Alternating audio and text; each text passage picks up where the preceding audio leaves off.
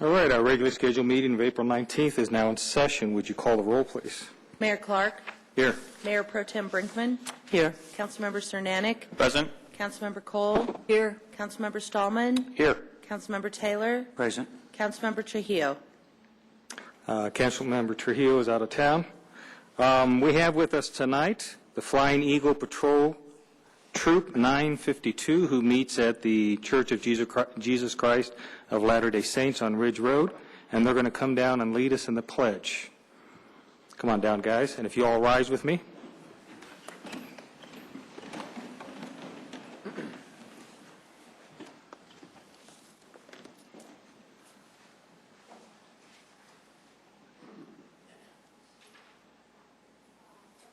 For the audience, please follow me in the Pledge of Allegiance. I pledge allegiance to the flag of the United States of America and to the republic for which it stands, one nation, under God, indivisible, with liberty and justice for all. Great job, guys. All right, any changes to the agenda? Seeing none, then the agenda is approved as submitted. First thing we have is a proclamation on historic preservation. Proclaiming May as Historic Preservation Month. Whereas historic preservation is an effective tool for revitalizing neighborhoods, fostering local pride, and maintaining community character while enhancing livability. And whereas historic preservation is relevant for all communities across the nation, both urban and rural, and for all Americans of all ages, all walks of life, and all ethnic backgrounds. And whereas it is important to celebrate the role of history in our lives and the contributions made by dedicated individuals in helping to preserve the tangible aspects of the heritage that has shaped us as a people. Now, therefore, I proclaim May 2011 as National Historic Preservation Month in Littleton and call upon the people of Littleton to join their fellow citizens across the United States in recognizing and participating in this special observance. Now, Mr. City Manager, I'm sorry, we have minutes. Minutes from the March 22nd meeting. Changes, updates, corrections. Then those are approved as submitted. Minutes from the April 5th meeting. I have two. Okay. On page 10,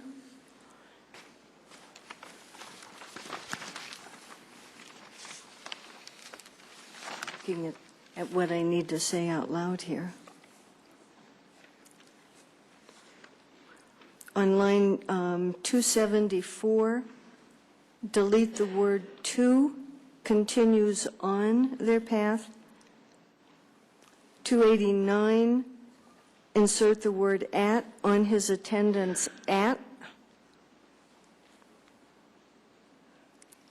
Line 303, insert the word room, community room. And on page 12, line 358, I believe Vigil is V-I-G-I-L. It is. That's it. Okay. Any other changes? Then those minutes are approved with those changes. Now, Mr. City Manager. Yes, sir. One new employee to introduce to you tonight, Terry Price. Terry, you can stand up, please. Terry's going to be our new administrative coordinator in the police department. Terry has worked several years in the private sector, but she's now going to be joining our team. She has a son at, I think, Powell Middle School. So she's originally from Salt Lake, but she's lived in Littleton for 20 years. So she knows the community well. And as you know, her main challenge will be trying to get along with Chief Coogan. So we wish her well in that endeavor. So I'm happy to introduce Terry to you. Thank you, Terry. Welcome to the City of Littleton. Thank you for coming. You don't have to stay for the whole meeting, but you're welcome to if you want. All right. And that brings us to guest citizens, and the first ones that we have are Arapahoe County Mayors and Commissioners Youth Award guest citizens. The Arapahoe County Mayors and Commissioners Youth is an opportunity for Arapahoe County communities to recognize youth who have overcome difficult situations in their lives. These young people have made positive changes and have exhibited strength and determination in the face of adversity. The Commission offers them opportunities for further development and recognizes their drive, determination, and accomplishments. The program started in 1983 as a way for elected officials to support the young people in their communities who have overcome adversity and created positive changes in their lives. The program grew over the years to include 9 counties. But because the metro-level ceremony is so expensive and labor-intensive, the 2010 Metro Banquet was the last. However, Arapahoe County and its cities have agreed to continue the program at the city and county levels. The Commission program is unique in that it honors teens whose efforts, many times up until now, have gone unnoticed. Recipients of the award come from a variety of backgrounds. Some have made poor choices, substance abuse, teen pregnancy, gangs, and have rebounded through making more positive choices. Others live in dysfunctional family situations, have overcome the lack of family support, and have been able to achieve goals and to be productive in other areas of their lives. In addition, many award recipients have struggled with a disease or disability that has affected them or a close family member. Yet, what all the recipients of this award have in common is that they have broken through, conquered limitations, and they have overcome major adversities in their lives. These young people are being recognized this evening because they are positive role models to those around them. The Littleton City Council wishes to honor each of them as valued and contributing members of their families, schools, and communities. And we have 2 tonight. When I call your name, please come up and stand right here. First one is Alex Bender.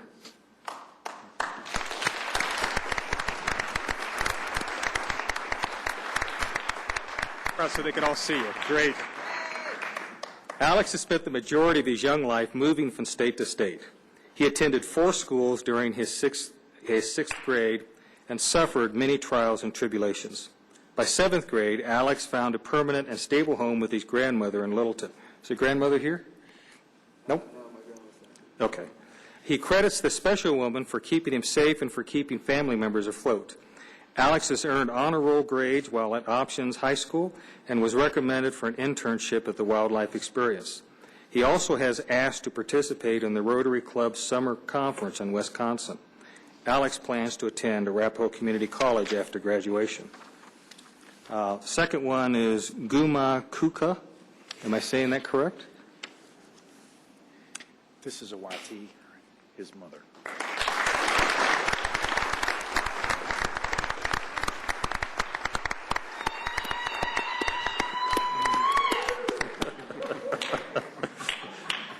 Guma was born in Sudan and was exposed to many atrocities and human rights violations. His family obtained a sponsor and was able to move to the United States. Although Guma was enrolled as an English as a second language student at Goddard Middle School, he struggled to address conflict in a positive way. Guma was eventually able to use his fight and flight energy and apply it towards sports. He excels at soccer and track and is a valuable asset to both teams. Guma is proud of his family and is loyal and protective of his sister and his mother. The Arapahoe County Mayors and Commissioners Youth Award is coordinated by a county steering committee comprised of representatives from the county commissioners, the mayors, city councils, community agencies, and individual volunteers. All of the nominees are honored at the city level. They will also be honored at the county level during the Arapahoe County Recognition Dinner. Let's give them both a warm round of applause.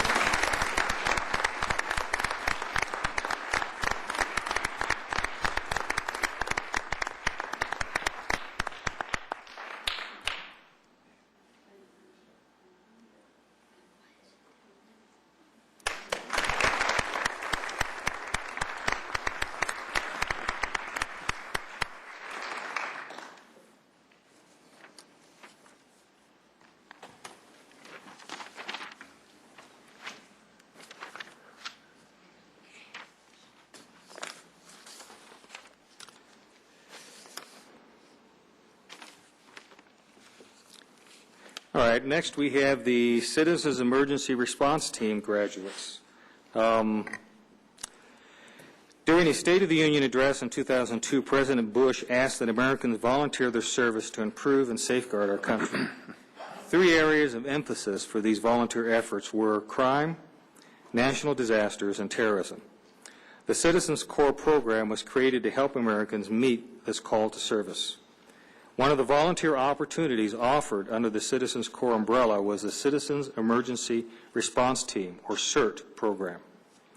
The CERT class is a 32-hour commitment held on 4 Saturdays. It is taught by a trained team of first responders who have completed a CERT Train the Trainer course conducted by the State Office of Emergency Management, or FEMA's Emergency Management Institute. CERT members respond after disaster by locating and turning off utilities, extinguishing small fires, treating life-threatening injuries until professional assistance arrives, conducting light search and rescue, and helping disaster survivors cope with emotional stress. This evening, the Littleton City Council is pleased to recognize the graduates and instructors for the latest CERT classes sponsored by the Littleton Police Department and the Arapahoe County Sheriff's Departments. This is the 4th CERT class in Littleton. And as Debbie reads your name, I'm going to ask you to come down and stay there so we can get a picture when we get done. The graduates are Janice Anthony, Scott Anthony, Sammy Ballestry, Samantha Burgess, Heather Carosella, Joyce Cunningham, Taylor Day, Sky Day Phillips,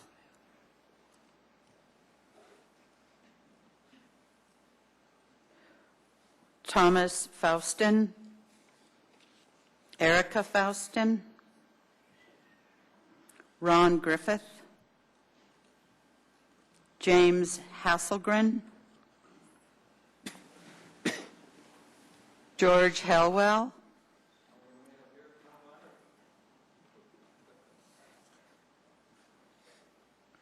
Brian Holland, John Holland, Denise Ix, Cheryl Jenkins, Anthony Klotka, Susan Lukowski, Lee Manning, Patrick Mason, Ramo Meadow, Janice Samuelson, Jason Sanchez, Susan Sanders, Benjamin Sandoval, Leslie Schmidt, Brad Schmidt, Jonathan Spencer, Edward Lee Tesarski, Paul Whitaker, Rachel Wilcox, Diane Wilcox, and D. Curtis Willoughby. The instructors and coordinators are Bruce Beckman, Bill Heating, Cassandra Stelter, Greg Palmer, Mickey Kemp, Brian McKnight, Holly Reno, Don Cashman, Max Katesus, Jennifer Scott, and Robin Mulroney.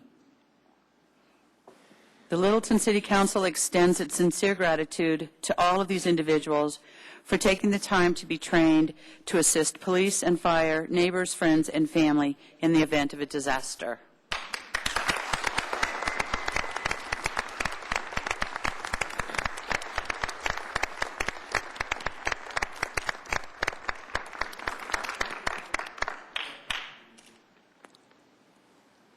Thank you. Thank you. Thank you so much.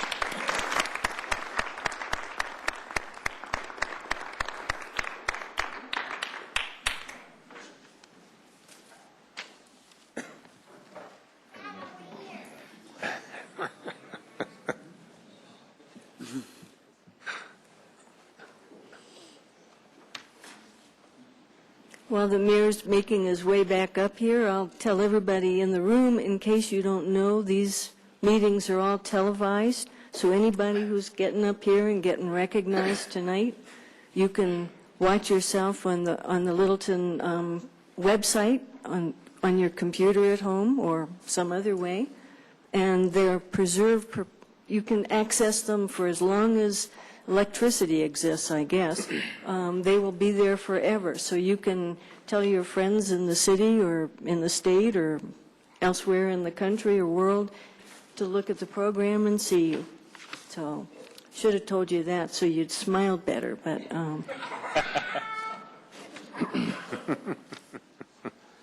All right. Next, we have Bo Ellis. Bo.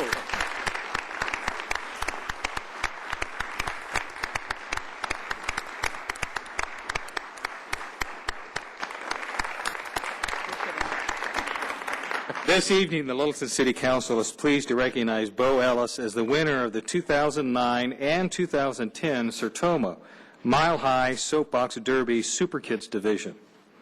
This is one of 4 Soapbox Derby divisions where a disabled child between the ages of 8 and 17 rides an especially designed 2-steering wheel car with space for both a child and a veteran Soapbox Derby driver who serves as the co-pilot.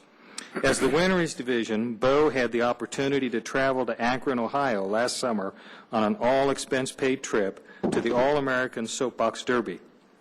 Bo is a 4th grade student at Damon Runyon Elementary School where he is a conflict manager. He plays baseball with sports made possible. Bo says he wants to go to Rutgers University and then become either a priest or a doctor. Oh, boy. Bo will compete in the Sertoma Mile High Soapbox Derby in 2011. It will be held in Littleton on June 5th at the Euclid Middle School. Final inspection and practice runs will be on June 4th. There are several opportunities to get involved in the 2011 Derby. More information can be found on the Sertoma Mile High Soapbox Derby. The Littleton City Council extends its congratulations to Bo and wishes him the best of luck as he goes for a three-peat of the title this summer. Yeah, Bo.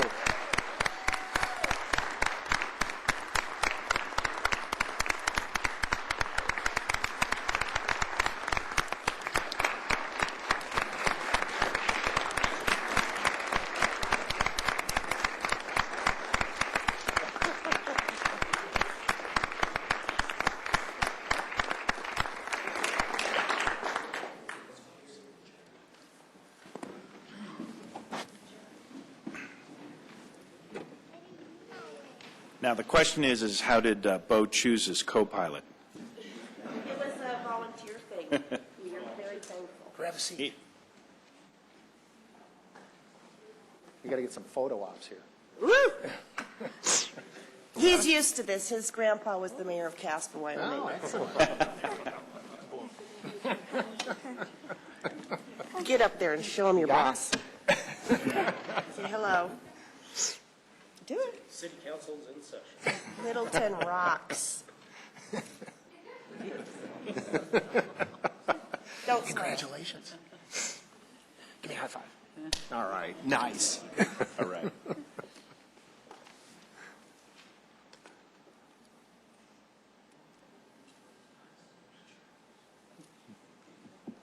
Congratulations, Bo. Oh my gosh. Is it? There's cute. Good job, buddy. You guys want him to say anything? Or? Why don't you say something? So are you going to win next year or this year? No. Yes, I will.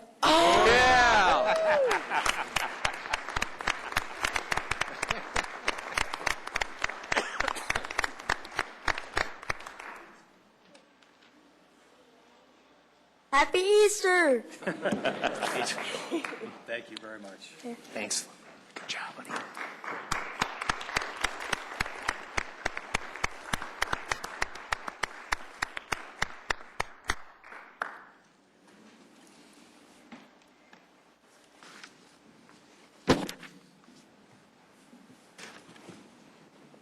Thank you, guys.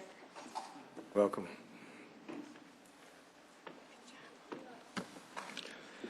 Okay, that brings us to unscheduled public appearances, which is a time for any citizen to come and express an opinion or ask questions regarding city services, council policies, or any matter of concern.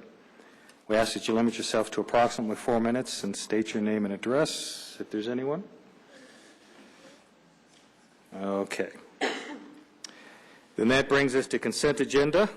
Consent agenda items are items that can be adopted by a simple motion. Any consent agenda item can be removed at the request of any council person. The first item, 7A, is an ordinance on first reading enacting changes to city code. You'll read that by title, please. This is an ordinance of the City of Littleton, Colorado, adding Section 6-4-44 to the Littleton City Code, prohibiting the sale, offering for sale, or public consumption of synthetic cocaine. And I'm going to pull that one. Second item is 7B, which is also an ordinance on first reading authorizing the conveyance of property. This is an ordinance of the City of Littleton, Colorado, authorizing the conveyance of property known as Track B, the northerly point of 2301 West Shenango Avenue, to the City of Inglewood. I'm going to pull that. You're going to pull that one? Okay. That's pulled also. 7C is a motion to approve a joint defense agreement with the City Council of Littleton and a number of other entities. Last year, the city received a claim for a refund related to city sales tax allegedly collected on data access. The federal law prohibits the collection on Internet access, although there's a dispute on whether that applies to Littleton or not. This was brought as a class action suit and denied by the city. The city was unable to process the claim because it wasn't brought by either the taxpayer or by AT&T, which paid the taxes. So the city is desiring to get into an agreement with a number of other cities to do a joint defense and figure out how to respond to this in court. This motion would approve an agreement that basically states what our responsibilities are with the disclosure of information and how we're going to proceed on a joint basis.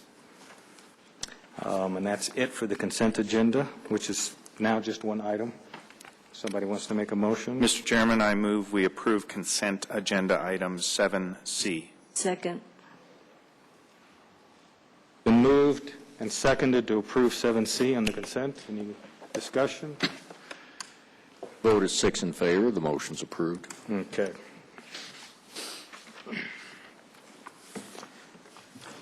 That brings us to item 7A. 7A is the first reading of an ordinance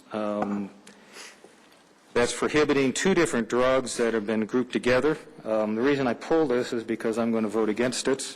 I have concerns that we are getting into an area where we do not have expertise. If our concern is availability to minors, we already have a mechanism to do that with one of these two drugs. The two drugs are dissimilar to each other, and the one drug that's left has had no national data studies on the effects of the drug or what the problems are with it. So, in my opinion, we are rushing to tell other people what to do without having the data necessary to do that and without having the mechanism to be able to enforce that. Jim. Well, since you pulled it, I'll ask my question now instead of waiting until next time. Do these three sections of the ordinance cover the chemicals that are listed in the two attachments, especially the pharmacology and the chemistry sections?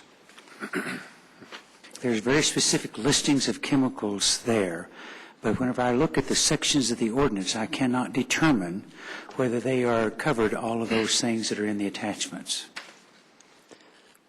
Well, by covering the mephedrone and the MDPV, we're covering those two specific. Let me find that attachment.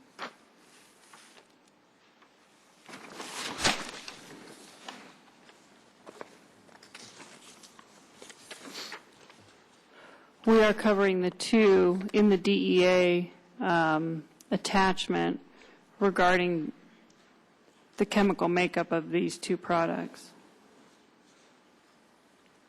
Well, I guess my concern is that You change one molecule in that chemical formula, and you've got a new drug that's out there. And I want to, if we're going to pass this, it needs to cover, in my opinion, all of those potential drugs that can be created by changing a few molecules within the chemical makeup.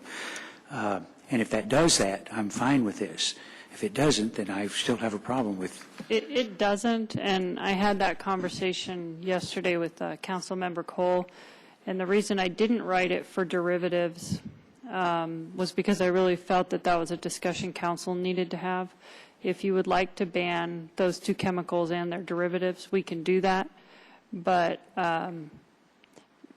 we're then in a situation where you are banning something that's not necessarily defined. So I did have an amendment related to that. Well, we don't have a motion yet, so. Well, I'm just letting, Okay. And that's very common to see in the legislation that's been passed by other states and other municipalities, is the banning of the chemical and all derivatives of the chemical. I just didn't know if that's something council wanted to do or not, and so I was uncomfortable drafting it that way until I had some direction. And if we decide tonight to go forward with this to the public hearing in 2 weeks, we could ask for that, the derivatives to be added to this, and we can have that discussion at that time. We could, and when I talked to Councilmember Cole, I told her one of my concerns was one of the derivatives I read was used legally by prescription to treat ADD, and so it would have to be with the caveat that if it was legally prescribed, it wouldn't fall under this. But that was my concern once I got into the derivatives, was, you know, sort of how much I really knew about it and what might be out there in a lawful sense. And so I left the derivatives out so that we could have that conversation and get some direction. Bruce? I guess I was going to maybe follow up. Mayor, you brought up the issue on enforcement. And is there anyone, I'm not seeing anyone here from the police department to chat. Do we have any incremental view as to the enforceability of this? Is it the kind of thing where having this available is another tool in the toolkit, so to speak? Well, I've talked to PD about it, and it's very similar to the SPICE in that they have to have something to test to then have something to test up against. And they anticipate in the next month or two, at least Department of Health will be able to test for this and also for SPICE. I think SPICE coming online first and then this one in the works. To test for it, we'll have to send it out to the lab, and it's about $200 a test. Whether or not we're really going to need to do that is a different question. Obviously, if it's a driving under the influence, then it has to be tested. So if it's somebody who gets pulled over who's qualifies for a DRE analysis, then that's going to require a test. If we see it on the shelf, then what happens is we go in, we tell them we have banned this substance, we want you to take it off the shelf, and only if someone were to push the issue and say that's not what this is, would we then have to go out and test. So I don't anticipate that when dealing with a retailer, much like we found with the SPICE, we really didn't get any pushback on that. It was taken off the shelf. It's been removed. It hasn't come back. And so I don't anticipate when you're dealing with a retailer that we're going to go out and say, you know, we banned this item, take it off, and they're going to. But if they did, we would have to send it for a test. Okay. And it could potentially cost the $200. Yes. Suzanne, on the motion that came out of our study session on March 8th, of which the minutes were just approved, it said that we were looking for an ordinance that would be banning synthetic drugs as they come to market. As I've read the draft, and I could be misreading it, but it seems to be a bit more narrow in that it deals with synthetic cocaine. as opposed to my recollection on our discussion on March 8th was both with regard synthetic cocaine as well as synthetic cannabinoids. This seems to be limited. Can you talk about that? Well, certainly we could get into the synthetic cannabinoids too. As we talked at the study session, that's currently going through the legislature, and I was somewhat hesitant to put it into a draft and then find out in 2 or 3 weeks that the legislature had done something else and it now had to be immediately amended. That being said, that's going to be one of the risks of going forward with these types of ordinances, is that we may always be 1 year ahead of the state, and we may constantly be having to make amendments. So I can certainly go back if council wanted to table this, wants to wait till after the legislature, whatever council decides to do, but I didn't include it, and we had taken care of that issue because, again, the difference between the synthetic cocaine and the synthetic marijuana is that the synthetic marijuana was banned on a federal level. So we were able to take care of that through our licensing code, where we currently have no mechanism to take care of this one. So the immediacy was not there. Okay. A couple of other, well, one comment. I did speak with CML's lobbyist earlier today. The references to Senate Bill 134 is where it's being taken up on the state level. Kevin indicated that that at this stage cannot be expanded to the synthetic cocaine because of the title and the restrictions when it goes through the state legislature, a single topic in going through that. He also did mention that with regard to synthetic cannabinoids, particularly the salvia, there's still a significant question of whether that's going to be addressed or not addressed, and they have a additional hearing scheduled for tomorrow as well as on Friday of this week. So I think we may be ahead of the game as far as tying ourselves up in our underwear as to what we might be targeting or not. Also, I'd like to see a fiscal note on this, at least what what we think the costs are, not just of the testing, but also with regard any kind of training or monitoring. I'm significantly concerned of how do we utilize municipal resources to address what we had talked about as a possibility, which is addressing it as it comes to market and providing that exclusion that's there. Suzanne, could you review for us the penalties associated with Section 6-4-44 so that if someone were in violation of this, what the penalties might be? Well, the penalties, since they're not specified otherwise, will revert back to the general penalty clause of the code in Title I, which is up to 1 year in jail and up to, I believe, a $500 fine. I think it's $1,000 fine. And with that, as I'm reading the ordinance, it deals with either sale and/or public consumption. Private consumption of this is not addressed in the ordinance? I didn't address that because then that gets into the constitutional right to travel, which becomes messy when you have one jurisdiction prohibiting the mere possession of an item and other jurisdictions surrounding it not prohibiting the mere possession. It becomes a potential argument of a deprivation of the right to travel. So I did not address simple possession. I addressed sale, display, public consumption. And just my comment, at this stage, I think we're way premature in this, and I think we, at best, should be tabling this for a while. Not that I'm in favor of a lot of this, but being in a position where there seems to be a lot that's moving very quickly or maybe not at all. Flip the coin on what you think the legislature is going to be doing in this regard.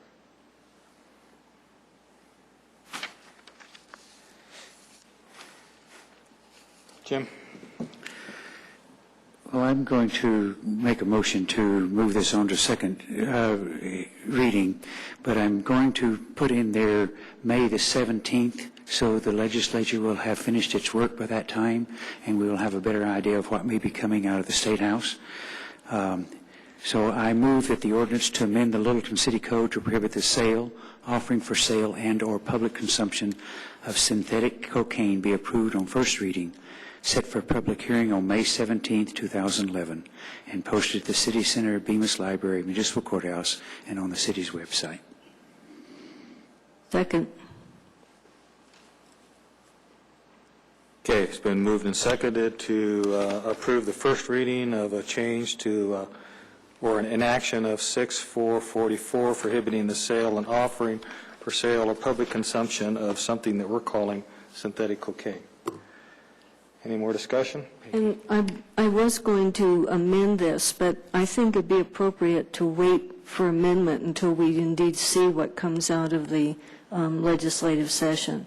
But I do have an amendment that would address at least part of the issue that was raised, maybe all of the issue.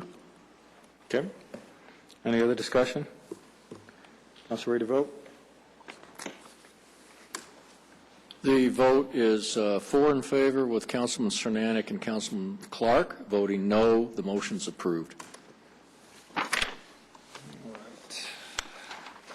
That brings us to 7B, which was also pulled, and that's for the conveyance of some of the property currently grouped for the Fire Training Center. Peggy. Half a second while I get myself together here.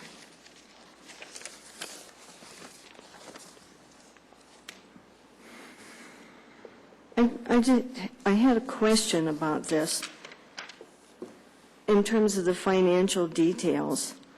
If the property's being purchased and we own part of this, why would we be paying any of the any portion of the closing costs and title insurance? And you have to understand that I don't buy much property. I only ever bought one thing, so I'm not into the habit of understanding who pays what.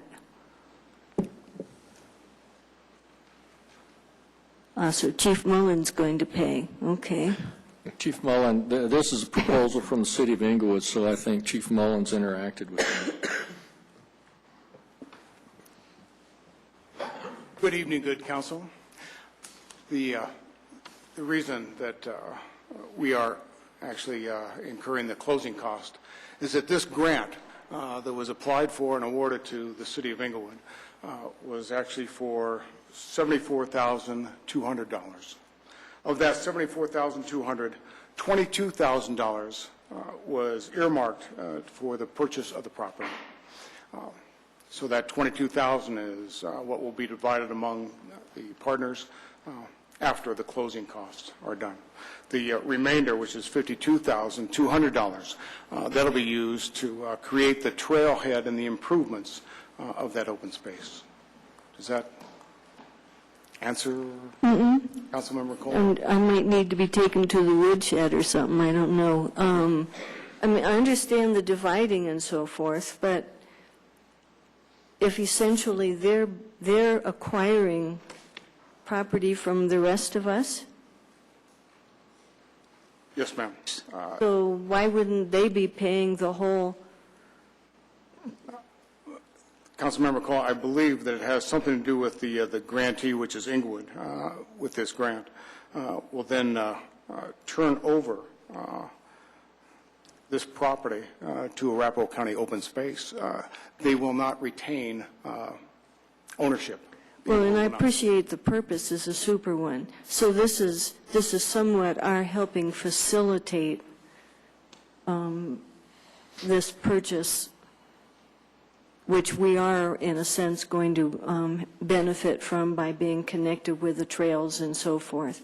So Jim is not, Yes, ma'am. not I think we're suggesting going to that. benefit. And I think the Well, I guess I'll have to look at the actual transaction. This is on first reading, so we can clarify this for final reading. If we you want can, to. I just, Sure, but I think the appraised value was $22,000. 22,000 was the I don't know, appraised I haven't seen the proceeds proposed by the title company, so we can clarify that for you Okay. before second reading. I just figure I should ask it Sure. tonight so you can do No, it's a good that. question to bring up Yeah, on first thank you. reading.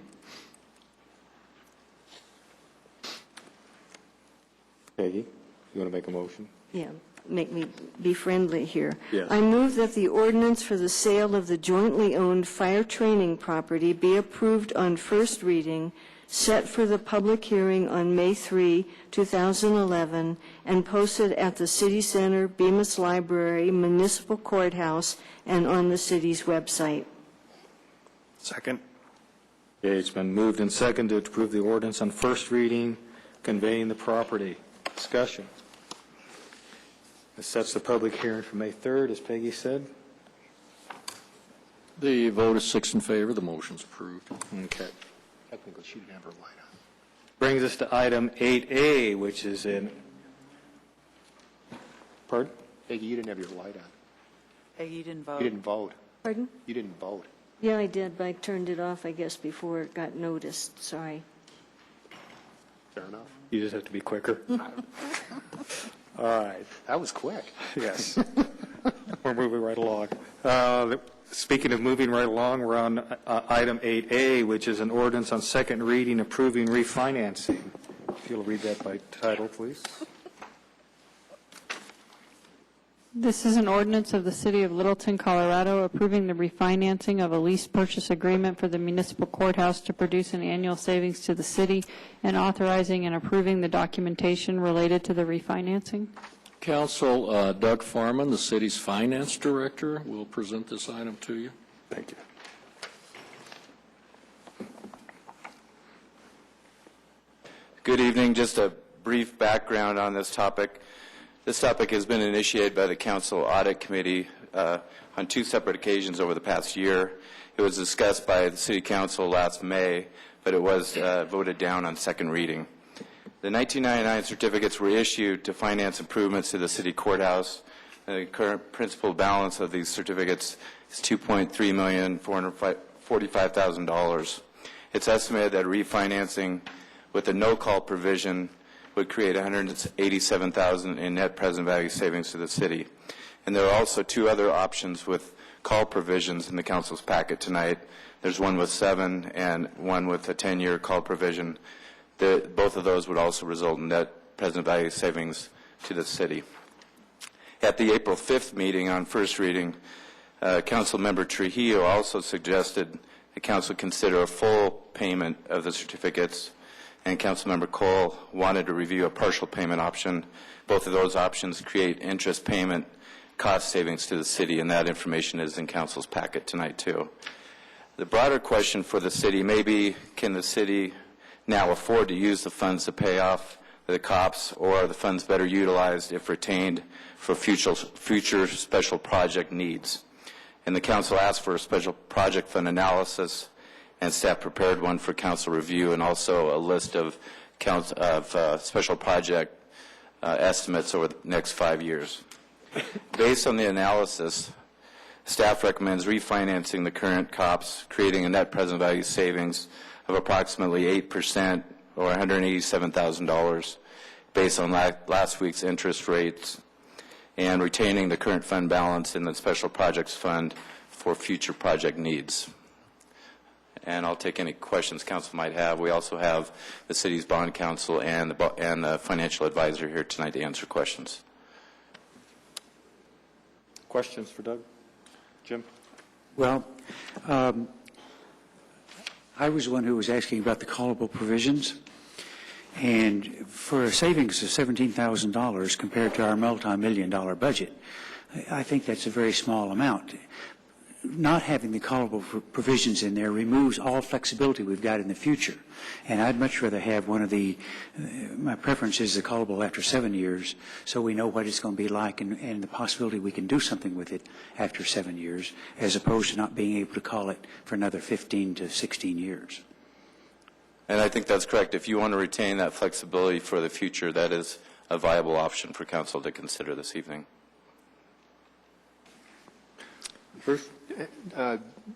Doug, refresh everyone's memory. The refinance issue would not be callable over the term absent the provision to do some sort of a call.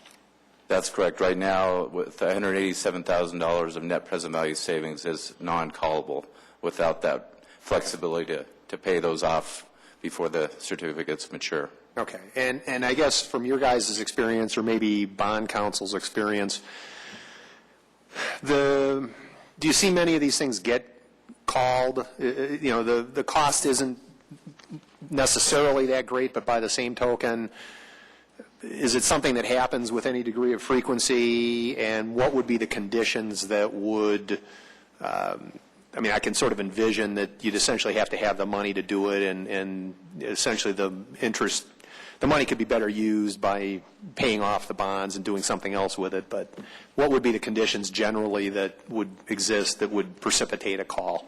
Yeah, I think we'd like to have the financial advisor, Robin Moore from George K. Baum, answer that because she has expertise in that field. Okay.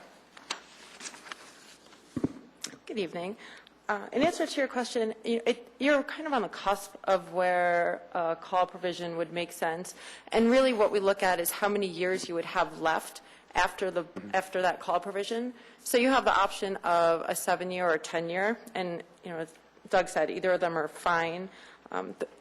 Or a fine option. The COPs have a final maturity right now of 2024. So, if you think you have 7 or so years left after the call, give or take a couple years, you'd probably have just over $1 million of COPs. So, you'll be shorter down on the yield curve, so rates will be lower. The odds of you refinancing again are, presumably, if we did, yeah. Why don't you just tell them? Basically, they drop. I mean, that's kind of the practical side of it is, as it goes farther out, the attractiveness of the calling the bonds just drops off. And we don't, if you look ahead, we don't think rates, we don't have a lot of confidence that interest rates are going to actually drop any bit lower than they are in the next few years. And then, as Robin said, as you get out there, just the attractiveness of calling the bonds seems to drop off. So it would seem to me the only reason, more or less, you'd want to do this. I mean, most municipalities aren't going to be flush with money, so the reason to do this would be to call them, refinance them, and probably extend the term, which I think is sort of an unlikely scenario in a general sense. But I mean, do you see many municipalities doing the call?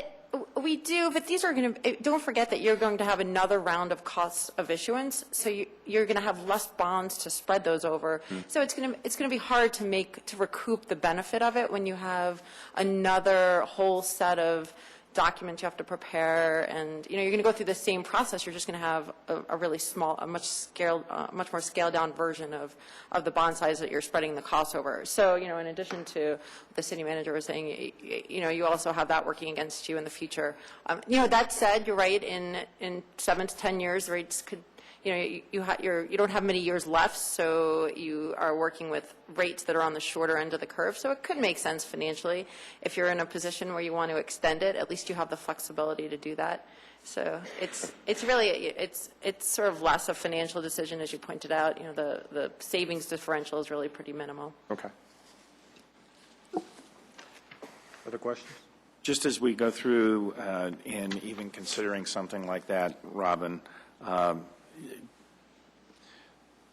you have a much smaller interest balance that is left. Also, the cost of refinancing starts to loom a lot larger in the context. So you're paying as much in administrative costs to handle a refinancing at that point in time. So, Mr. Chairman, I move that the public hearing be closed and the ordinance approving. you need to hold the public hearing first, sir. You're close. I was close. Because there's no names on the roster, but it is a public hearing, and if somebody wants to come down and address us on this issue, now would be the time. I'm sorry. Okay, now. Okay. Mr. Chairman, I move that the public hearing be closed and the ordinance approving the City of Littleton refinancing of its 1999 outstanding lease purchase financing to produce an annual savings to the city be approved, utilizing the non-callable option, and authorizing and approving the documentation related to the refinancing be approved on second reading, and the council president is hereby authorized to affix his signature thereto. Second. Okay. It's been moved and seconded to approve the refinancing. Jim? I'm going to amend the motion to make it callable after 7 years for a $170,000 net present value savings. I'll second it.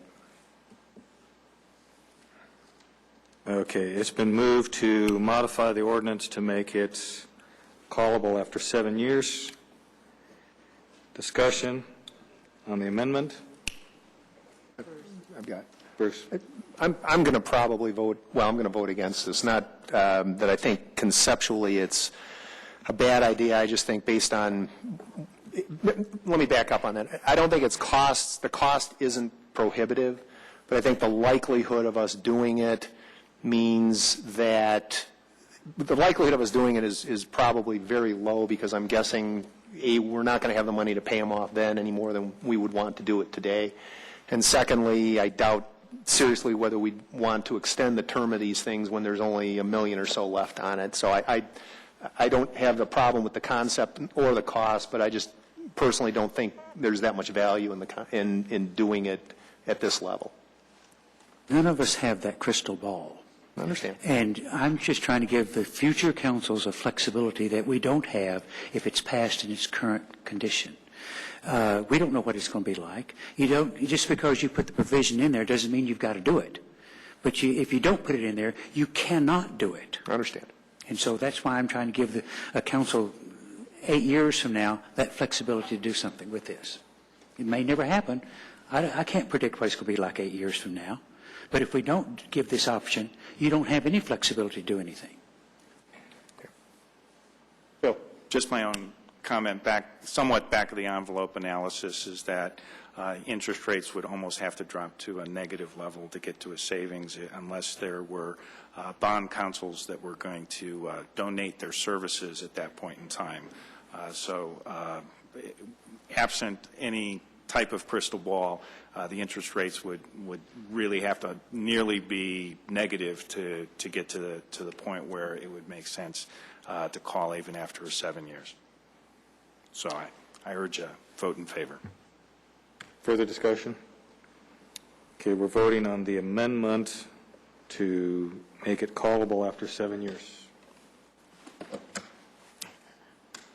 The vote is 2 in favor, with Councilwoman Cole, Councilman Cernanek, and Councilwoman Brinkman voting no. The motion to amend fails. Oh, there it is. I'm sorry. Yeah, I pushed it. This changes it. Ah, really? Was that a no or yes? No, it was a no. There we go. Okay. Okay. So Thank you. it's 4-2. Sticky. Yeah, 4-2. The board wasn't totally lit up, so the motion fails. Okay. Which brings us back to the non-amended main motion to refinance the certificates of participation for the courthouse. All right. Everybody's voted now, right? Blame the button. The vote is 5 in favor, with Councilman Clark voting no. The motion's approved. All right. I just noticed that apparently we had 2 scout troops here. I thought you all were from the same troop. So what's your troop number and where are you from?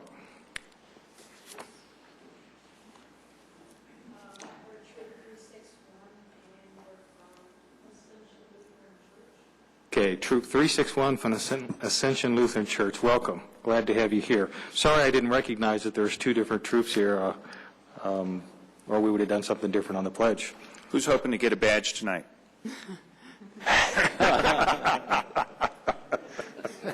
Motivation. Mr. Mayor, do you think they might just come line up in front of us so they could smile at the camera? Sure. Unless you guys don't want to, but... Photo op. Photo ops are your friends. Can we get Mecklenburg here too? Sure.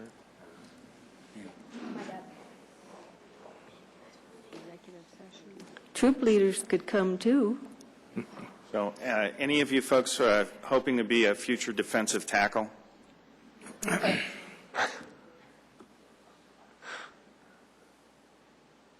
Oops.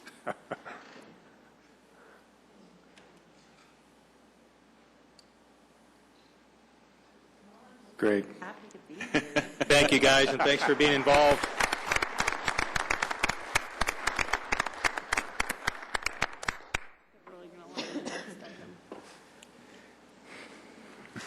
All right, that brings us to item 8B, which is a farm and lease agreements for farming on land owned by the Littleton Inglewood wastewater treatment plant. This is an ordinance of the City of Littleton, Colorado, authorizing 4 farm lease agreements for the farms in the Littleton Inglewood wastewater treatment plant biosolids management program. Council, Charlie Bloston, the city's Public Services Director, will present this item to you. I'm going to try to make this interesting for the young people in the audience. You're talking about sewage now? I'm going to try and make this interesting for anybody that's watching in TV land. Okay, kids, pay attention, and everybody else. This has to do with sewage. They haven't walked out yet. So if I do this well, Council, I'm up for an Emmy Award on Littleton Cable Television. If I can keep the interest of anybody on this subject, this has to do with the application of biosolids, otherwise known as sewage sludge, that comes from the Littleton Inglewood wastewater treatment plant located at Dartmouth and the South Platte River, the byproduct of which is biosolids that is applied to farms in eastern Colorado. Several thousand acres of farms in eastern Colorado. And we apply tons of this biosolid sewage sludge to those farms. At the same time, those farms are cultivated with crops that are managed by farmers. They're still here, okay. And the agreements you have in front of you tonight authorize the lease with each of these farmers for the next several years. I'm going to stop there. If you have questions, there were 2 experts in the audience, Mr. Dennis Stowe and Mr. Jim Talent, who work at the Littleton Inglewood wastewater treatment plant, will be able to answer the questions on how this all works a lot better than I do. This must be why we get higher ratings than Dancing with the Stars. Not tonight. The only one question is, earlier we had been talking about a total of 5 years, and now it sounds like 4 years. It's a total of 5, of which 1-year term and 4 renewable terms. And after conversation with the attorney at the plant, not Ms. Sterritt but others, it was agreed that the language could be improved, and I would give credit to Councilmember Cole for suggesting that. There was also an extraneous word in Section 11 that was removed. And it took some talking with the attorneys, but they finally agreed they were wrong, and Ms. Cole was correct. And 5 Wait, say that again. I want to hear that again. No. It is 1-year term with 4 renewable years. Again, They also agreed that the next time we put the new lease in front of them, that Littleton gets to go first. Any questions for Charlie? No more. Thank you. All right, this is a public hearing. There are no names on the roster, but if you want to come down and address us on this issue, now would be the time. All right, how about a motion, please? I'll move the public hearing be closed and the ordinance authorizing the City of Littleton approve the farm lease agreements on behalf of the Littleton Inglewood wastewater treatment plant for a term of 1 year and renewable for 4 years be approved. Second. Okay, it's been moved and seconded to approve the farm leases. Any discussion? Council ready to vote? Vote is 6 in favor. The motion's approved. Okay. I just want to make sure that the young people in the audience realize that when you're applying sewage sludge to farmland, and then you plant wheat on it, and wheat is made into flour, which then becomes bread. So just What think makes your toast so good in the morning?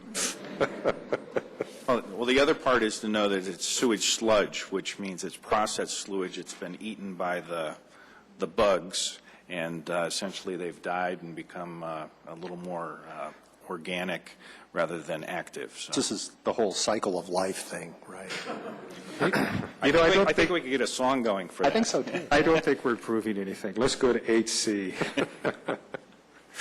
which is an ordinance on second reading approving an amendment to the Buck Center lease with South Suburban. This is an ordinance of the City of Littleton, Colorado, authorizing an amendment to the ground lease between South Suburban Parks and Recreation and the City of Littleton.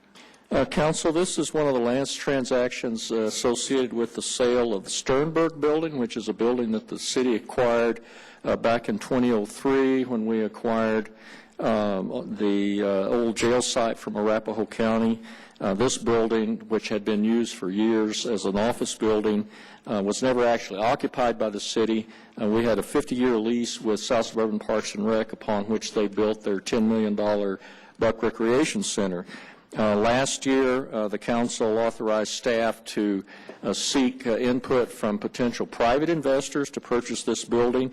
We did have an offer, and we've been negotiating with them. That sale has been approved. However, that 50-year lease with South Suburban needed to be amended to provide some additional parking for this private user.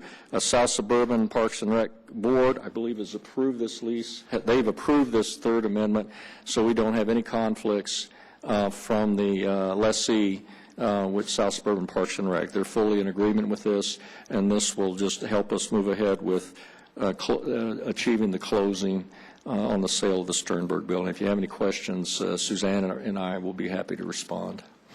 Questions for staff? All right, this is a public hearing. If anyone wants to come down and address us on this issue, now would be the time. Seeing none, how about a motion?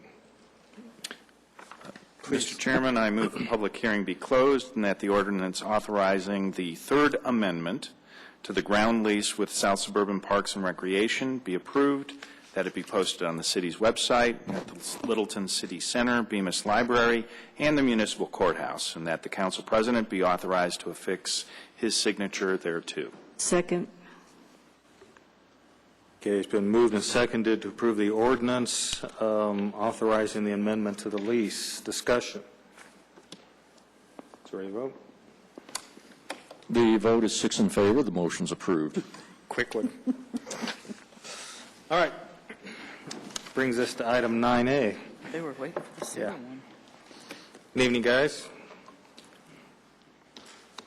This is a proposal to renew a parking lease agreement with Reinke Brothers businesses downtown. Dennis Swain, who's the current acting director of community development, will present this item to council. Since 2001, the city has leased 70 parking spaces at the Reinke lot at 5663 South Prince Street. This current proposal actually includes some changes to the current lease. The lease rate has been proposed to be increased from $30 per space per month to $35.20 per space per month.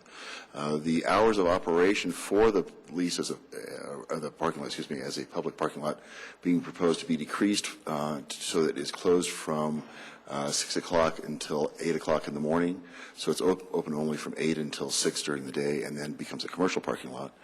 And then the terms of the lease also are changed so that there is a change in the date of the payment for the lease, and also a late fee for that lease payment if it's late.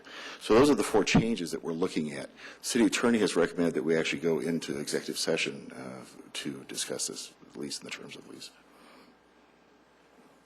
Questions for Dennis? Bruce? We're not talking about going into an executive session and coming back, are we? Yes. Yes. Yes. Oh, Yes. then never mind. Yes. Okay. I move that City Council convene an executive session pursuant to CRS 24-402(4)(e) for determining positions relative to matters that may be subject to negotiations, developing strategy for negotiations, and instructing negotiators regarding Rinke Brothers parking lease agreement, and (F) for a personnel matter to discuss Judge Vihil's application for associate judge. Second. Okay, it's been moved and seconded to go into executive session for negotiations and for a personnel issue. Just clarification to include That Dennis. doesn't have to be part of the motion, though. It would include Dennis and Jim and probably Suzanne and Yes, and Phil. Is Phil? Phil, and is Phil Charlie Cortese, going to come Deputy City too? Manager. Yeah, we need Charlie. Okay, Charlie too, what the heck. I'm sorry, who seconded Phil. No, Bruce. Yeah, The other Phil. this Phil. The other Phil. All right. Discussion, council ready to vote? The vote is 6 in favor. The motion's approved. All right. We will be returning after the executive session and continuing the meeting, so I guess we're going to play on hold music on the television for a while. Do we have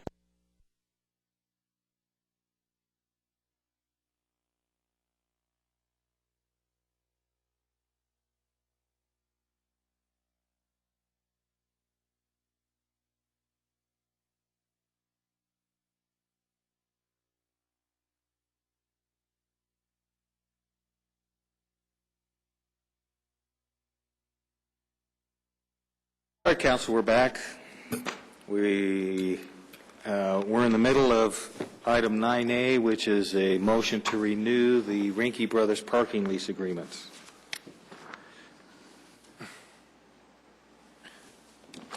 And what we have is on the attachment for the communication, attachment A is the existing agreement that was renewed last year on May 16th. Attachment B is a list of the businesses that have parking permits that allow them to stay longer than the 4 hours in the Rinke lot. And attachment C is the proposed new lease that has a number of changes in it. One of them decreases the time that the parking spaces are available. One of them changes the amount that we pay. One of them changes when we pay. And the new amount, I'll point out to council, is not budgeted for in the council's budget.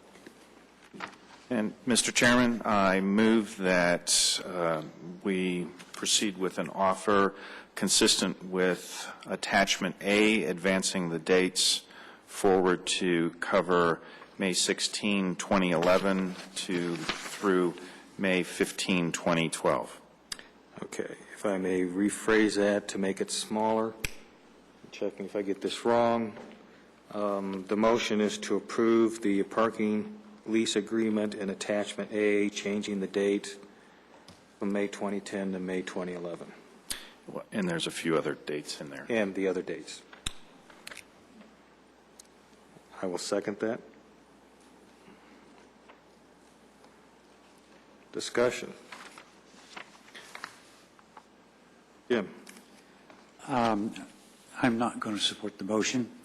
I think that this is going to cause some hardship on some very small business owners in downtown Littleton, and we don't have a solution coming forward right now that's going to help them solve that problem if they don't have a handy place to park, and therefore I'll oppose the motion that's made. Further discussion. Council ready to vote? The motion is to approve last year's lease agreement, updating it to this year. The vote is 5 in favor with Councilman Taylor voting no. The motion's approved. Okay. That brings us to city reports. Mr. City Manager. Yes, Council, just to remind you that you have breakfast Thursday with the Littleton School Board and staff. And I think Marlene told me, I think every member of the school board has RSVP'd, and most of the senior staff, Scott Murphy and a lot of his staff. So next door, and I'm pretty sure Marlene sent out agenda to you in your packet. Yeah. So just to remind you, breakfast Thursday with the school board. And Jim, yes, sir. Just as a footnote to that, could you ask Marlene to resend the agenda and attendees? Sure. Be happy to. Electronically is fine. All right. I will do that. And just to update a few things, specifically some inquiries that Councilwoman Cole had passed along to me. One was when we expect to get our first payment from Denver Water on our contract. And if you recall, there was a 60-day clause in there from the date of the approval. I've talked with Denver staff.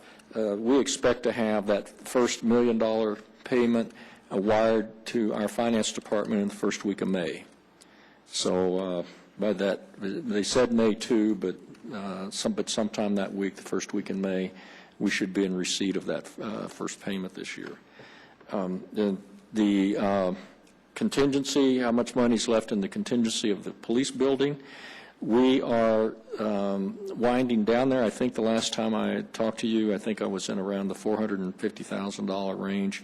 We have one still significant issue to solve, and that has to do with a backup generator. We're having some analysis done for a backup generator for both. We have a backup generator just for Station 11 to power that fire station, and then a backup generator for this building, which now we're going to have our EOC in the new police facility. So we're still juggling that. But I would say a safe number will be in between $350,000 to $400,000 range, depending on what kind of solution we come up with on the backup generator power supply. Third question that Councilwoman Cole asked was about outreaches to the Northeast neighborhood.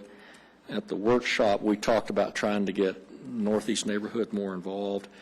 I will tell you that there is an event scheduled May 22nd at Promise Park from 4 to 7. And this is an event we've done the last 3 or 4 years in concert. The main focus is on schools. The main focus is on education. The people from East Elementary, the staff from Field Elementary. Field is not actually inside the city limits, but about 80% of the kids who go to Field live inside the city. So we have a big stake in the programs that are going on at Field Elementary. And we'll have booths there. Like I said, the big focus is on the school, but Bemis will be there, and so there will be quite a bit of city staff there. And it's kind of a kickoff with burritos, and they have some games, and it's been very popular. What was the date again? Pardon? Date again? May 22nd. What time of day? 4 to 7 p.m., and it's been quite successful over the last couple of years. So we're still doing a lot of outreach in those Northeast neighborhoods. And that's all I have tonight. City manager, or attorney? Council, earlier this week, I had emailed you about the status of our litigation with Canamart and A Cut Above, and as I informed the council in that email, the case itself has been sealed. We are permitted to publicly state that the constitutional claims related to the lawsuit were dismissed by the court. That leaves only the 106 review, and essentially what that means for the council is that the court has upheld all of the legislative actions of the council, and the only remaining will just be a review of the licensing authority's record. Bruce. I have a question first down on that. So Canamart is still operating, so at what point then will they need to cease operation? Well, that's a discussion we could probably have in an executive session sometime.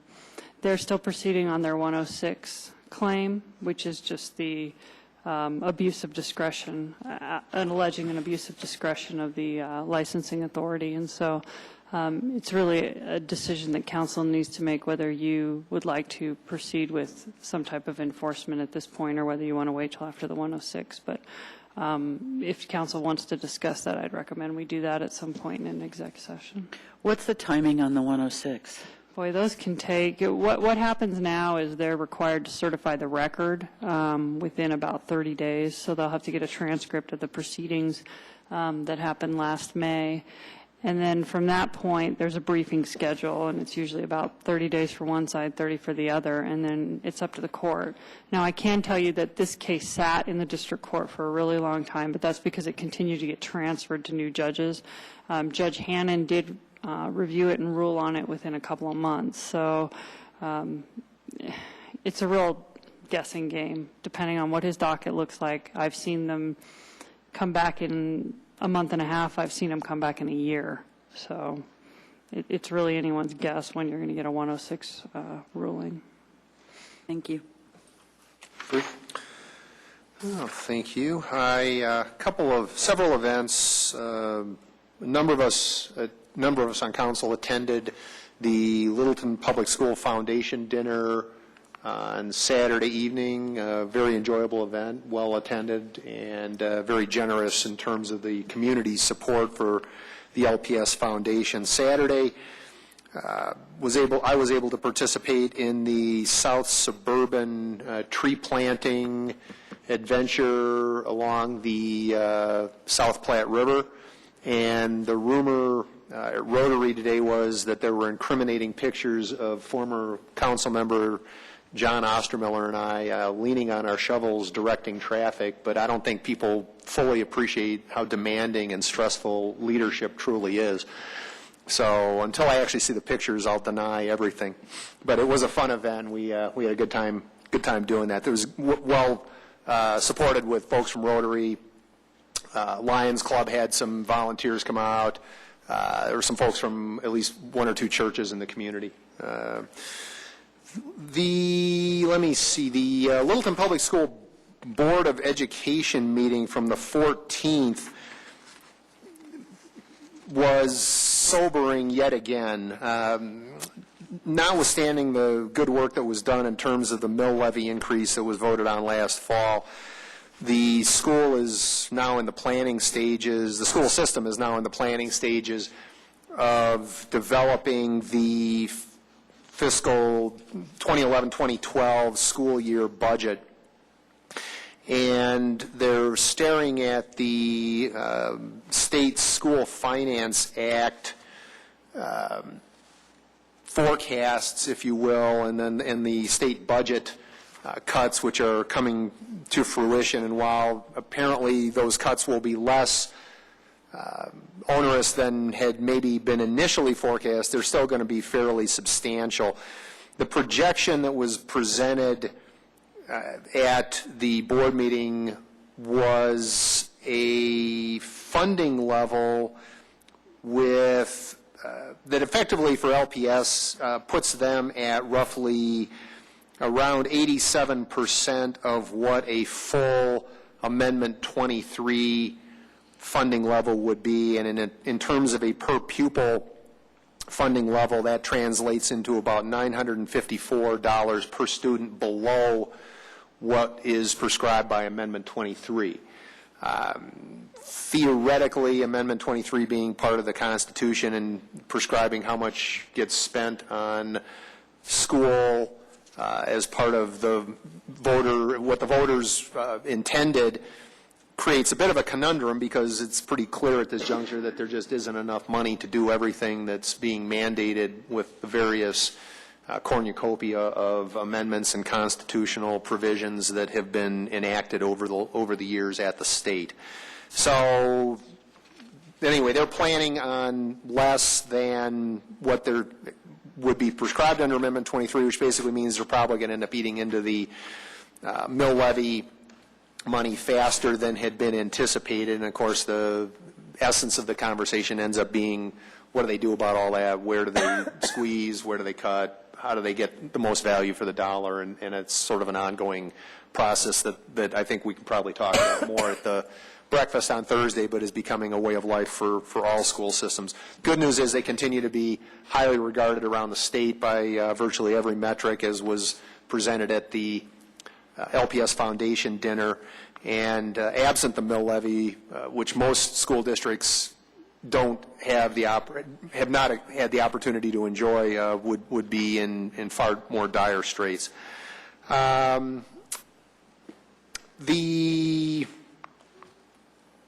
It's not the normal plug, but I will, once again, because we're coming up on it, is remind everyone that we are having the Epic Spring Cleaning event on April 30th, and the event is to benefit interfaith community services as well as our thrift stores, sponsored by the cities of Littleton, Englewood, and Sheridan, collectively the Tri-Cities, as well as our friends at South Suburban, looking for clothing, gently used household items, and non-perishable foodstuffs that will be split evenly between Interfaith and ARC. 9 a.m. to 2 p.m. at the Home Depot parking lot on Bellevue and Federal, and would invite everybody and anybody to clean out your closets and garages and participate accordingly. And again, for full disclosure purposes, my day job is with ARC Thrift Stores, and there's no financial remuneration in this. Of course, for me, it's to benefit people in the community who are disadvantaged and or have developmental disabilities. And then lastly, the ever popular, often imitated, never duplicated merchant plug of the week this week goes to one of our entertainment partners, specifically the Town Hall Arts Center. And the reason for that is that a number of us went over on Sunday and watched the presentation of Chicago, which I don't think I can effectively say enough about. It was absolutely a fabulous event. The production was wonderful. We all had a good time. I highly recommend it, and it's I've gone to a number of productions at Town Hall. I would certainly put this one right at the top of the list by quite a bit. Thanks. Yep. The only thing I wanted to mention to council this evening is that we have the Open Space Task Force has started meeting. We've determined that we'll meet every other Thursday until we need to adjust that schedule. Will Singleton will be facilitating. I will be operating as chair, so we'll be working together on that. And instead of giving regular updates or something like that during these council, what do we call this, council reports, we will be back to council with the 90-day, I think we're looking at a 90 to 100-day checkpoint. So if there are concerns or questions that come up from council before they see something, then I'd be happy to address that. But at this point, I think we'll wait until we have official report to hand in. Who's facilitating, did you say? Will Singleton. Okay. Jim? Yes, Littleton Housing Authority is in the process of hiring an IT person. Right now, our IT services are coming out of Cheyenne. We're changing software because our software programs are so old that they are no longer being serviced, and we're creating a new website design, so lots of things going on at the office level. I think I mentioned before about the state legislature requiring all of our rehab loans for fixing up low-income houses that have to go through a mortgage loan officer to service the loan. And we found a young man who was going to do this pro bono, but he changed jobs, and the new firm will not allow him to do that pro bono. So we began to search around to try to find firms that would help us with that. We've located a firm in Fort Collins. They're going to do a setup fee of $1,500 and $500 per loan to do that, and that's the cheapest that we were able to find. So the state legislature is causing us to charge more money for helping low-income people. You figure. I attended the Greater Parker Economic Development Council, and they had a roast of an honoree.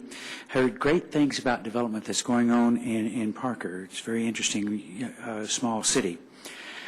I also attended the Southeast Business Partnership, the Transportation Management Authority, and the C470 Corridor Coalition meetings, all held at the same location in Inverness. And the objective is to eventually give some kind of congestion relief that's occurring on C470. Doug and I were at the ACC Scholarship Luncheon. Well, I think we had a very interesting speaker there, to say the least. Enough said. The police wing dedication last Friday I thought was well attended. We had a number of people there that I had not seen in a number of years, and very positive comments come back from that. I'm making a presentation next week to the South Metro Chamber of Commerce on transportation issues in the South Metro area. They asked me to talk about roadways from the foothills to the tech center, from southern Denver County into northern Douglas County. So I've been interviewing public works directors, engineers, traffic engineers, and so on like that in the 3 counties and the 3 major cities, as well as some other organizations that provide transportation services in the South Metro area. I'll be teaming up with Stacy Stegman from the Colorado Department of Transportation with this presentation. I think that's it. Yes, South Suburban's board meeting on the 13th. 2 items to mention particularly is one, Rich Meredith and Hudson Gardens is looking at putting a historical display on the grounds there, dealing with the evolution of the process property and Evelyn Hudson's impact in the area and what brought the Hudsons to Colorado to begin with. I'm putting Rich in touch with Tim Nins from the Littleton Museum, Rebecca Cast from Historic Littleton, Inc., and the new chairperson, who's Kevin Koenig, for the Historic Preservation Board. Also, it was interesting that their arts committee indicated that they are doing a GIS mapping to be made available to the public of their art location across the South Suburban District, and had mentioned that as well to Tim and want that to be message carried in part to the Fine Arts Committee if there's some ways to either tie in, and they mentioned also some things that the county is doing and possibilities to have some of that linked into how folks might be able to utilize technology and maybe this QR thing so that folks that come in can actually find, if they happen to be on a heritage excursion and downtown Littleton, historic components, be able to find out what art is in and around and about as an example for that. And then small item, not part of the first 2, kind of excited, Solid Grounds is actually going to be handling the concession stand that's along the Mary Carter Greenway this year. So one of our businesses also doing more business in Littleton.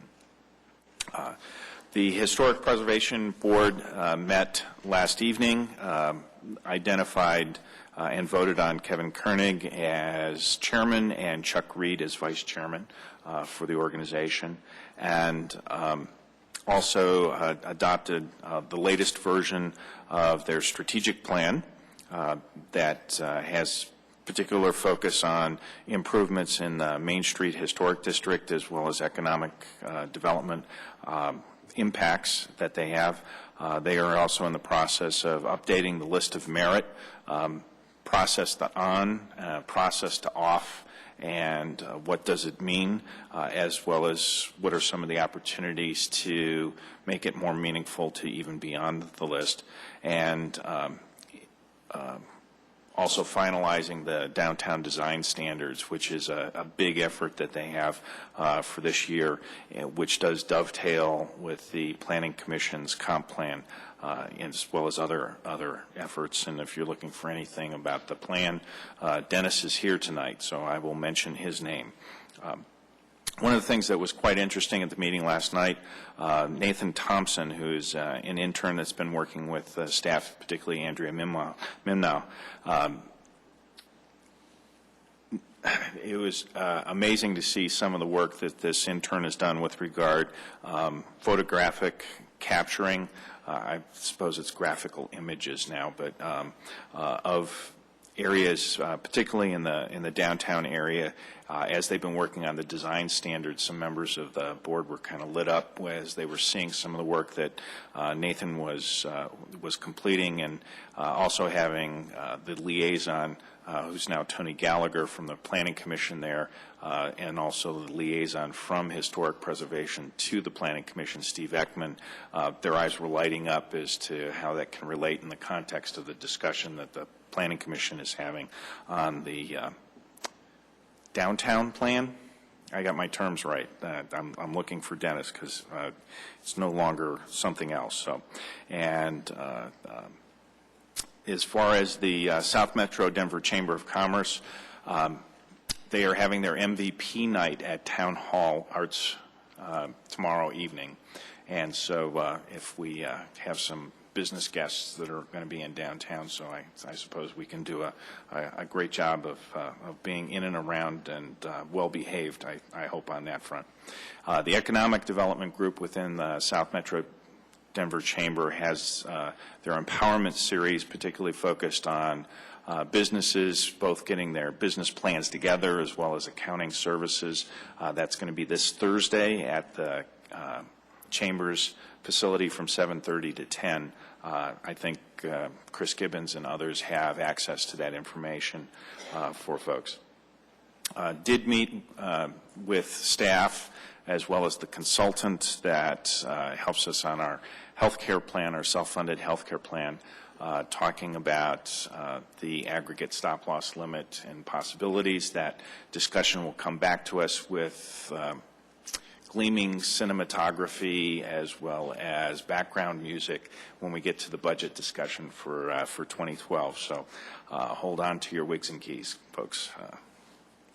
And then the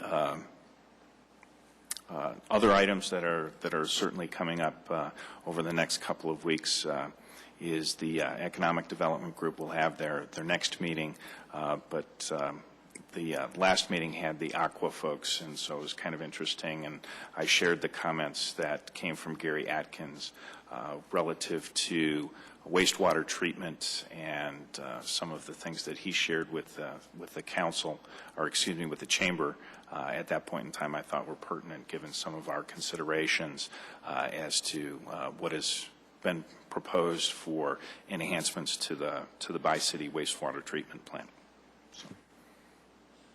And open house was also on Saturday, and I was surprised how many folks were in the police facility Saturday morning, and it was kind of fun. We had a community event here, and I had a chance to take some folks over and that are not within the city, and that was their first exposure to it, and they were oohing and awing. And I had a chance to see a little bit of a scale difference with Open Doors Denver. Took a tour of their new courthouse building that's connected to the jail there. And I can't understand how anyone would ever want to be in one of those detention facilities. I wanted to ask Phil a question about Hudson Gardens. I was on when the Hudson Gardens moved from a private board to a public board, I was one of the first people that was on the board there. But before that, when it was private, there were a number of people around town who were still very actively involved with the creation and the formation of Hudson Gardens as it exists now. Mm-hmm. And so you may contact some of those people. The only two I can remember offhand is Larry Borger was one of those original members, and Sonia Ellingbo. But they probably can tell you others. The lady who she and her husband owned Mayflower Moving, that was another one. You're the first secretary I think you ever had here. Your administrative assistant, I think, was another one. But there are a few of those people around that might be able to help with the history. And what's so interesting, Jim, is they already have a lot of that captured. I know they're looking for more of it. They're hoping to obtain a grant to be able to create a display that would be present on the garden. Everything from at least printed in the period recipe newsletters that Evelyn had put out to historic photographs of how the property went, and it's a very intriguing story. And Rich and/or any of the foundation board members that will be here when we have our joint meeting. I think it's May 19th, so they're next month, isn't it? With Hudson Gardens Board. I think that's right. Yeah. They've thrown that date out so many times that I think I have it. So they're certainly looking forward to it. So. Wendy says yes. Thank you. Peggy? Well, so first off, happy birthday to our city clerk. Her birthday's tomorrow. And I sequestered a cake in the community room. We had so many people here earlier tonight, I was afraid there'd be no cake at all left over. So there is a whole cake to be cut. Anybody who's here, you guys are welcome to have some chocolate cake. And except you, Jerry. We're watching your. And the cake also, though, is tribute to Jim Woods and Suzanne and Phil and Charlie and all the other, and Dennis, all the other department chairs. I can't afford out of my council paycheck to get a cake for everybody's birthday, so I took... I'm not sharing a cake with Charlie. No, if you tell me when your birthday is, you'll get one, but I couldn't get that information. I was told that's highly privileged. So, but anyway, happy birthday, Wendy. Then a big thanks to all the members of the Littleton Police Citizens Academy Alumni Association who helped with the open house for the police facility. They went Friday afternoon, 3 to 6, and again Saturday, 10 to 1, and some people helped both days, some helped only one, but Chief said without those volunteers we couldn't pull this off so well, so thanks to them. And then thanks to all the people who have been involved so far in the bike pedestrian planning. The open house last Wednesday night was a huge success. It was a great presentation by the consultants, wonderful maps for people to make comments on, lots of good feedback, and just incredible work that's going to make Littleton an even greater place to live, work, play, and shop, because they can walk and bike and do all those things. And Charlie, the next version is in July, or when is it? Okay, but this summer is the next version, the refined version of the plan for people to comment on. So thanks to everybody for that, too. Can I just footnote to that? If anyone is watching at this point in time and maybe watching through the city's website, there's an opportunity to complete a survey as input to the bike pedestrian master plan that is included on the city's website. And so if you weren't so fortunate as to be able to be present at the open house to provide on-site feedback, please do complete the survey. Thank you. The Bat Cave looks great, and you guys are all to be commended for the fantastic job of getting the police expansion done. That project went off without a hitch from, the middle of last year. It's obvious that a lot of thought and effort was put into the expansion, the building itself, and the renovation. You're all to be congratulated for an outstanding job. I mean, that project was perfect. So good job. Thank you. And I do have a request, too. If we have about $300,000 from the contingency for the facility, and we get the $1 million first payment for the water contract, then I'd like us to have include a study session item where we discuss whether or not we want to use some of that for some very high priority capital improvements that we did not fund. We delayed as part of our fiscal conservative behavior. But I'm thinking in part of things like maybe the roofing project on this building, so that we might get a really good bid if we could do the whole project in the current economy. Anyway, I'd just like to have some discussion of what other council people might have in mind, or maybe people will say, no, let's just pocket it all into our bank for later I think it's discussion. up to council, but I think that you'll have to kind of decide whether you want to do sort of a mid-year review of the 2011 capital budget, or whether you want to wait and look at all of the projects as part of your 2012 budget. So, I mean, the staff could perhaps put together a little background paper in terms of what changes you might, I guess I would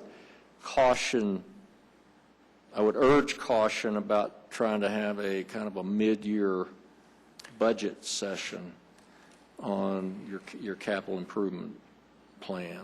If you've got some specific projects that you were hoping could be funded in 2011, Well, the one that be we, happy to defer those, to bring those back. But I guess at this point, my suggestion to council would be, unless you have a specific project like the roof, which we can comment on, as we said, and Mr. Farman said in his council communication to you tonight, a lot of that in that 5-year plan, a lot of that is sort of wish list types of things. So we'll be reworking quite a bit of that when we bring back the 2012 budget to you. well, then I'll make my request more pointed. I'm particularly concerned about the roof, and that was going to be a 3-year, a third about each of 3 years, and we did not go ahead with the first piece. And so I don't particularly want us to have any damage to this building by not making sure that our roof is adequate. That's real helpful, because I think we can certainly get with Phil and Dave Stacy and narrow it down and give council a specific evaluation on the roof itself, and not broaden it out to, So really that's delving fine. into your whole capital projects. The sub-footnote, Jim, is a reminder of the balanced general fund budget for by middle of May, so for you, Sure. Doug. Yeah, and that, we could maybe tie the two together. Yeah. All right? I appreciate that. It gives us more focus.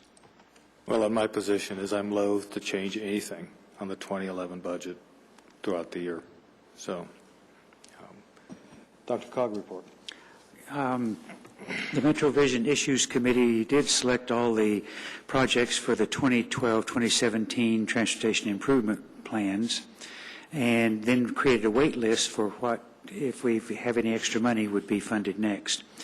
Took an update on the 2035 Growth and Development Supplement. I was at the Public Participation for Elected Officials workshop, and I have a flyer here that is for training of staff. If anybody's interested, I'll leave it with Mr. Woods in case anybody wants to attend this training for staff. I attended the workshop on data services that was put on by the Census Bureau. It's getting more and more complicated, and you got to have more and more sophisticated computers to pull all that information out. At least that's the way it seemed to me. I was the MC at the Live, Work, Play Award ceremony last Wednesday night. The Vaggio at Inverness was the People's Choice Award. We had quite a few people there for this award. It took the place of our annual banquet. The Advisory Committee on Aging met last Friday. We approved service contracts that are funded by the state and federal flow-through funds. And we reviewed on-site evaluations that have been completed by both state and federal agencies. The Ombudsman reported that they're seeing a lot more younger mental health cases and a lot of abuse of elderly in nursing homes right now. And then lastly, there's an upcoming workshop tomorrow. It's promoting energy efficiency. So, All right, any other business? Then we are adjourned.